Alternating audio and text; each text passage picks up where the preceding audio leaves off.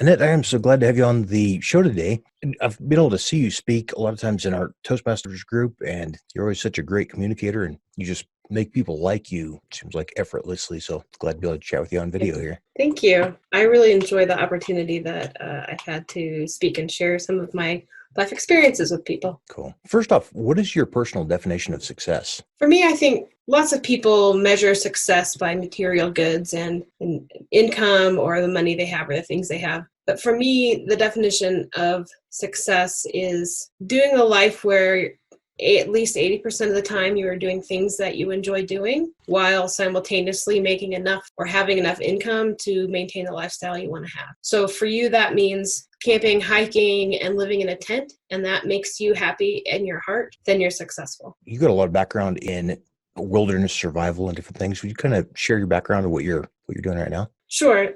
Starting in high school, I spent most of my summers at summer camp, partially because it was just the best way to get out and about. That evolved into some really great opportunities through various camp environments to do outdoor education, from teaching kids how to saddle a horse and how to maintain horseback riding skills, to wilderness survival in the Boundary Waters in northern Minnesota. I used those backcountry skills to push myself into studying geology, which, it's funny, I'd never really thought I was a scientist, but when I went to school, I could only find myself studying something that would get me outside, and the geology program had one field trip per quarter. So I really just got through college on one field trip to the next. Okay. So geology, actually, in any science, you need a lot of computer skills to do it well. I took those computer skills and just leveraged them into my current job, which is IT management, IT project management. That's awesome. You've got experience in a lot of different fields and a lot of different areas, and kind of a master of all trades. So that's awesome. I know you'd done your first triathlon last year. Are you still training now? I am. Last year, the triathlon I did was here in Colorado. It was just a sprint triathlon. So it's a very short swim bike run. And this year I am training to do a Half Ironman triathlon, which is really overwhelming to me to conceptualize in my head. But I started training hardcore in early February. So it hasn't been that long since I've been training. And That's awesome. Is super fun. That's really cool. What steps are you taking daily to improve or to train for that? So as a scientist, IT professional, I like data. So there's actually a tool called TriDot that is not a coach per se. It is an online training tool that provides you training plans based on your current fitness. So it lets somebody like me, I'm kind of slow in all my sports, it starts right where I'm at and challenges me just enough to make me better every day. So I start my morning by reading. Well, first I breathe. I breathe out all of the bad dreams and all the stress from yesterday. And then I look at my training plan and I keep that in my head as my goal. So at the end of the workday, I do whatever training was prescribed. And I look at it as a prescription, not a suggestion, not just a meeting.